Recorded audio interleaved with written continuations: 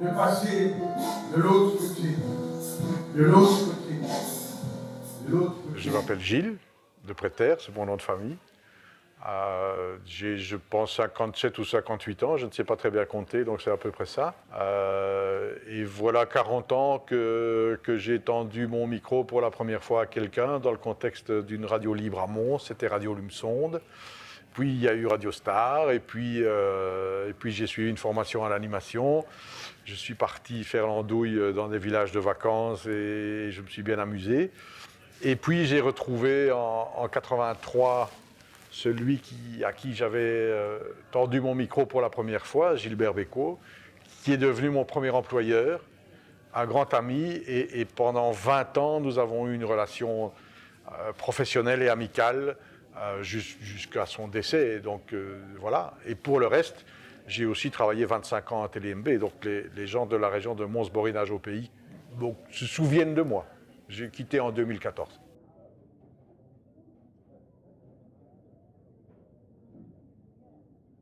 Alors la rencontre, c'est une rencontre qui a changé ma vie.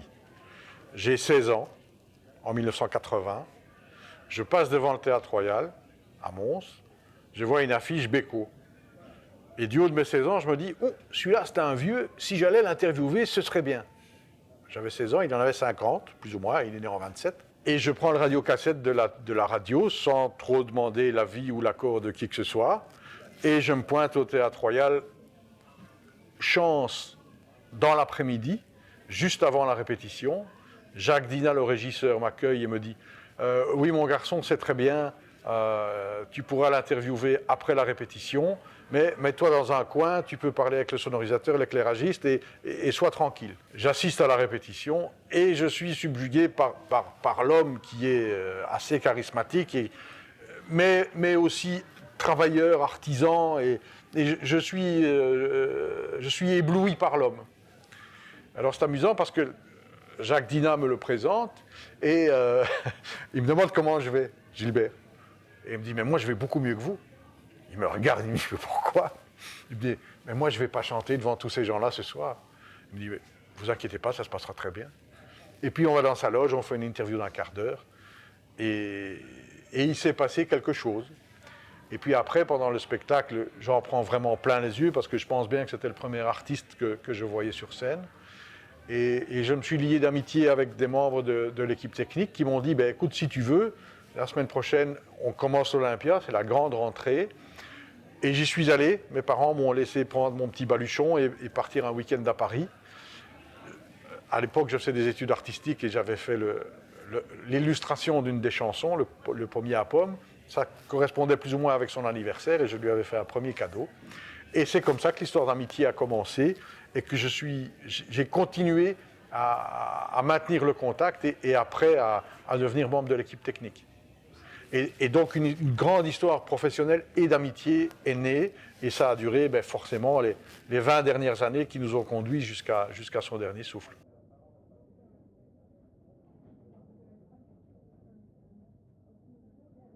Ouais, carrière, c'est un mot un peu comique, mais oui, c'est ça. Je me dis, tiens, il y a 20 ans qu'il est parti, il y a 40 ans que je l'ai rencontré, donc c'est 2 fois 20, c'est 40 ans, c'est un peu symbolique. Et j'avais envie de marquer le coup. En plus, on avait la période du Covid ou de la Covid qui était un peu compliquée à vivre. Et j'ai réussi à convaincre mon camarade Claudie de rentrer dans le projet, parce qu'il faut savoir que si les textes sont dits, lus, parlés, joués, c'est que je n'ai aucun sens du rythme, je ne sais pas chanter, je suis un parfait autiste musical, et donc c'est pas simple de travailler avec moi. Quand on dit qu'il m'accompagne, il m'accompagne vraiment, il me suit, c'est pas moi qui le suis, c'est le travail inverse.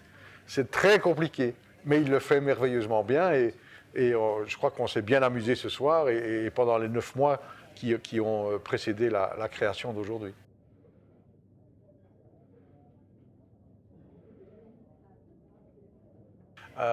On en avait parlé un soir et il trouvait ça original, mais il en était très curieux. Et je dois avouer qu'il y a un de ses anciens musiciens, Yann Benoît, guitariste, qui m'a précédé et qui a une version très originale de Je t'appartiens, où Gilbert parle, une partie en anglais, une partie en français, puisque Je t'appartiens, c'est Let It Be Me. Donc c'est un des chanteurs les plus interprétés dans le monde. Et donc il y a une version B plus B, Benoît plus Beko, qui existe sur un album dont j'ai évidemment un exemplaire à la maison. Et Yann aurait pu m'envoyer à diffuser avant le spectacle quelques-unes de ses réorchestrations de ce qu'il a appelé Beko autrement.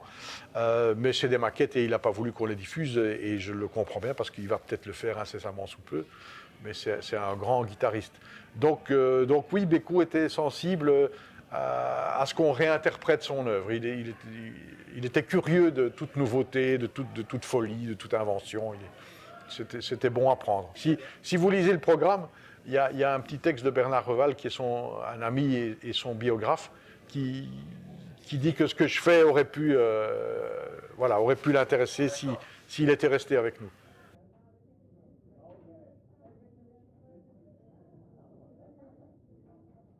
Oui, ça me tient à cœur. Je suis très difficile.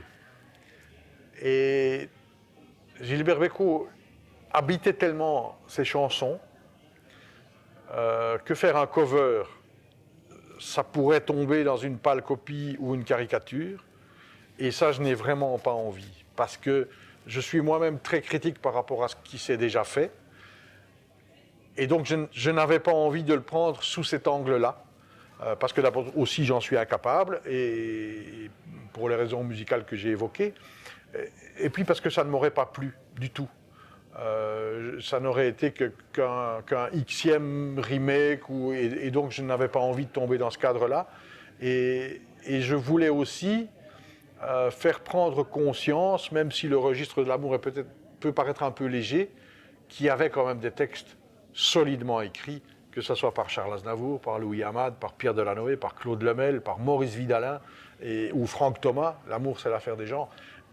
Il avait quand même une solide équipe d'auteurs avec lui, et il n'a pas co-signé beaucoup de textes, mais il y participait toujours.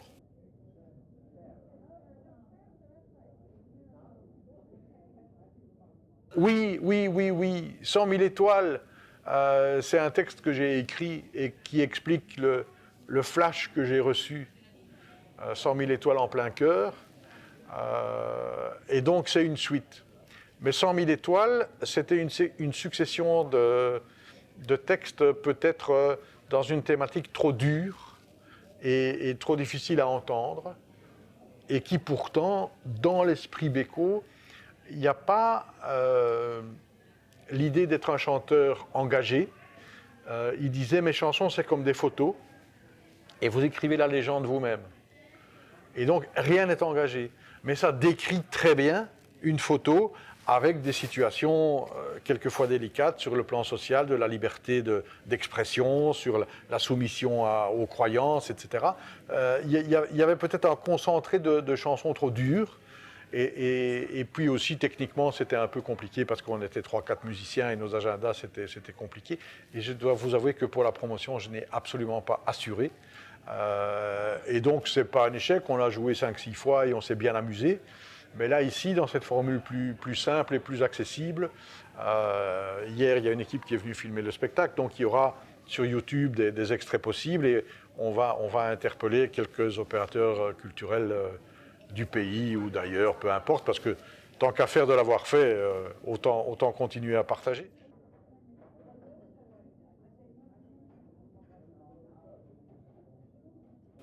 Ben, j'y travaille.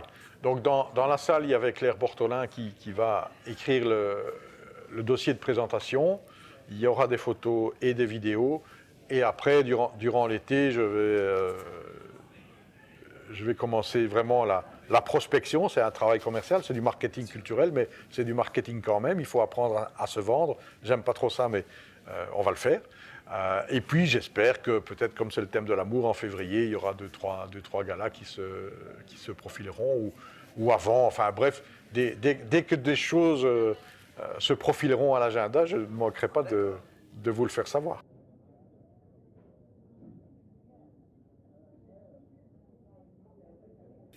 Alors je suis un peu sur Facebook, oui, mais tant qu'on n'avait rien à montrer, j'en ai pas trop fait.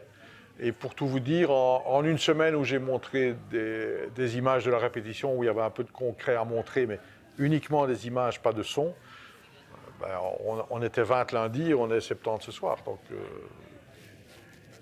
Donc en ajoutant des images et du son, je pense qu'on peut avancer.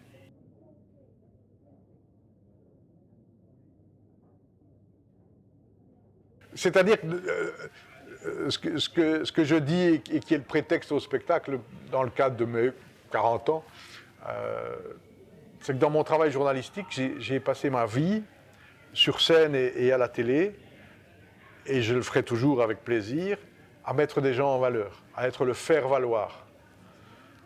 Et je trouve que c'est important parce que à la télé aujourd'hui, on passe chez Drucker, on passe chez machin pour faire sa promo. On n'est jamais passé chez Gilles Depréter.